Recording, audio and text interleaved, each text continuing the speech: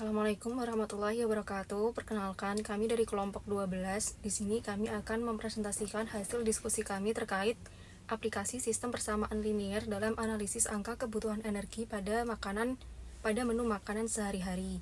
Sebelumnya perkenalkan, saya Inas Amatullah dengan NIM 187241085 dan rekan saya. Dan perkenalkan, nama saya Rama Devistiani Mutami dengan NIM 187241004. Yang pertama, pendahuluan. Keseimbangan nutrisi merupakan faktor penting dalam menjaga kesehatan manusia. Namun, banyak orang masih mengalami kesulitan dalam menentukan komposisi makanan yang sesuai dengan kebutuhan nutrisi harian mereka. Setiap individu memiliki kebutuhan gizi yang berbeda-beda tergantung pada usia, jenis kelamin, dan tingkat aktivitas. Oleh karena itu, penelitian ini menggunakan sistem persamaan linear atau SPL untuk menganalisis dan mengoptimalkan keseimbangan nutrisi dalam menu makanan sehari-hari. Selanjutnya, landasan teori sistem persamaan linear atau SPL. Jurnal ini menggunakan SPL sebagai model matematika untuk menyusun hubungan antar variabel. Kemudian, representasi matriks. SPL pada jurnal ini direpresentasikan dalam bentuk matriks. Kemudian, metode penyelesaian SPL yaitu menggunakan eliminasi Gauss-Jordan, dan operasi baris elementer atau OBE. Kemudian selanjutnya metodologi penelitian. Yang pertama, identifikasi jenis makanan, yaitu menganalisis 7 jenis makanan yang umum dikonsumsi masyarakat Indonesia. Pemilihan makanan didasarkan pada ketersediaan, kandungan nutrisinya, serta relevansinya dalam pola makan sehari-hari. Makanan yang digunakan dalam penelitian ini yaitu yang pertama ada nasi putih, kemudian daging sapi, ayam boiler, ikan lele, telur ayam, susu, dan kangkung. Kemudian yang kedua, pengumpulan data kandungan nutrisi. Data nutrisi yang dikumpulkan mencakup jumlah energi, protein, lemak, karbohidrat, serta serat, dan air dalam setiap 100 gram makanan. Sebagai contoh, nasi putih memiliki kandungan energi sebesar 130 kalori, protein 2,7 gram, lemak 0,3 gram, dan karbohidrat 28 gram dalam setiap 100 gramnya. Daging sapi memiliki kandungan protein yang lebih tinggi, yaitu sekitar 26 gram per 100 gram, tetapi juga memiliki kandungan lemak yang lebih tinggi dibandingkan ayam dan ikan lele. Data nutrisi ini kemudian akan digunakan sebagai koefisien dalam penyusunan SPL. Kemudian yang ketiga, penentuan parameter nutrisi yang dianalisis, yaitu didasarkan pada angka kecukupan energi atau AKE yang direkomendasikan oleh Kementerian Kesehatan Indonesia. Parameter yang dianalisis meliputi energi, protein, lemak, karbohidrat, dan serat. Pemilihan parameter ini didasarkan pada pentingnya keseimbangan makronutrien dalam pola makan yang sehat. Rasio makronutrien yang digunakan dalam penelitian ini mengacu pada standar gizi umum, yaitu sekitar 55-65% energi dan karbohidrat, 10-15% dari protein, dan 20-30% dari lemak. Kemudian, 3 kelompok usia. Penelitian ini difokuskan pada 3 kelompok usia yang memiliki kebutuhan energi dan nutrisi berbeda, yaitu anak usia 7-9 tahun, laki-laki usia 16-18 tahun, dan wanita usia 16-18 tahun. Anak usia 7-9 tahun membutuhkan energi sekitar 1.650 kalori per hari, dengan target protein 40 gram, lemak 55 gram, karbohidrat 250 gram, dan serat 23 gram. Laki-laki usia 16-18 tahun memiliki kebutuhan energi yang lebih tinggi, yaitu 2.650 kalori dengan target protein 75 gram, lemak 85 gram, karbohidrat 400 gram, dan serat 37 gram. Sementara itu, wanita usia 16-18 tahun membutuhkan energi sekitar 2.100 kalori dengan target protein 65 gram, lemak 70 gram, karbohidrat 300 gram, dan serat 29 gram. Selanjutnya, pemodelan matematika. Yang pertama, penentuan variabel. Variabel dalam model ini merepresentasikan jumlah porsi dalam gram dari setiap jenis makanan yang digunakan, di mana X1 sama dengan jumlah porsi nasi putih, X2 jumlah porsi sumber protein hewani, X3 jumlah porsi telur ayam, X4 jumlah porsi susu, X5 jumlah porsi kangkung. Selanjutnya, pemodelan matematika yang kedua yaitu penyusunan persamaan linear. Berdasarkan kandungan nutrisi per 100 gram makanan, persamaan linear disusun untuk setiap komponen nutrisi. Yang pertama, persamaan energi, yaitu 1,3x1 ditambah ax2 ditambah 1,43x3 ditambah 0,42x4 ditambah 0,18x5 sama dengan E. Kemudian yang kedua, persamaan protein, yaitu 0,027x1 ditambah bx2 ditambah 0,13x3 ditambah 0,034 ditambah 0,034x4 ditambah 0,026x5 sama dengan P. Yang ketiga persamaan lama yaitu 0,003x1 ditambah cx2 ditambah 0,10x3 ditambah 0,01x4 ditambah 0,02x5 sama dengan L. Kemudian yang keempat persamaan karbohidrat yaitu 0,28x1 ditambah 0,x2 ditambah 0,007x3 ditambah 0,05x4 ditambah 0,031x5 sama dengan K. Kemudian yang kelima persamaan serat yaitu 0,004x1 ditambah 0x2 ditambah 0x3 ditambah 0x4 dan ditambah 0,021x5 yaitu sama dengan S, dimana A sama dengan 2,50 untuk daging sapi, 1,05 untuk ikan lele, dan 2,39 untuk ayam boiler. Kemudian B sama dengan 0,26 untuk daging sapi, 0,18 untuk ikan lele, 0,27 untuk ayam boiler. Kemudian C 0,15 untuk daging sapi, 0,029 untuk ikan lele, dan 0,13 untuk ayam boiler. Kemudian E target sesuai kelompok usia, L yaitu target lemak sesuai kelompok usia, K target karbohidrat sesuai kelompok usia, P target protein sesuai kelompok usia, dan S target serat sesuai kelompok usia.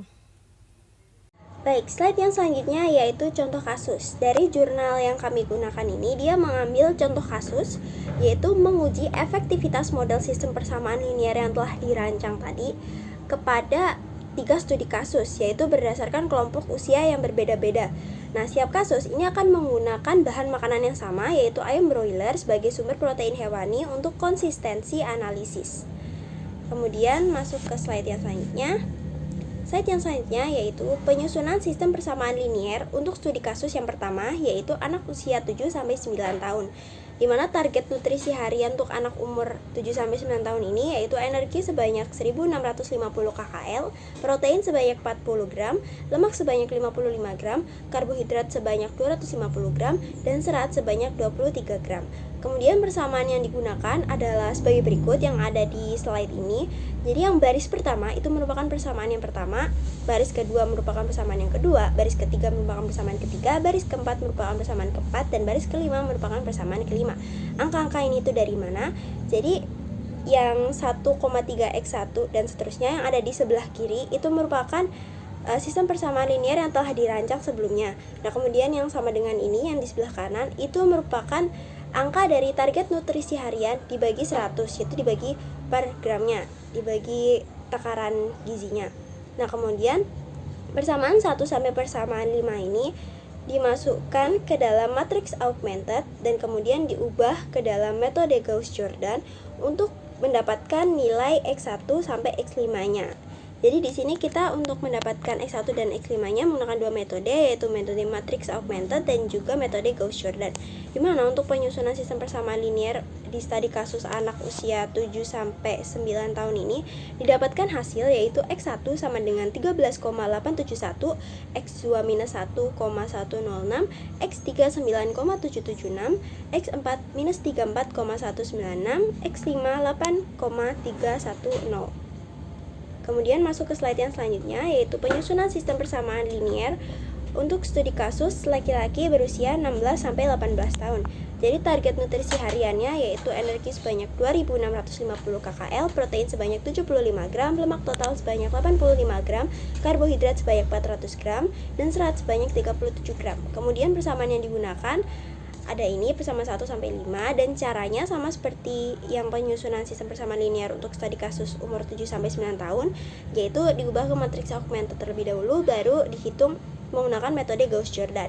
Nah, kemudian didapatkan hasilnya untuk yang laki-laki usia 16 sampai 18 tahun ini X1 sama dengan 20,919, X2 minus 1,558, X3 14,387, X4 minus 47,613, X5 13,635.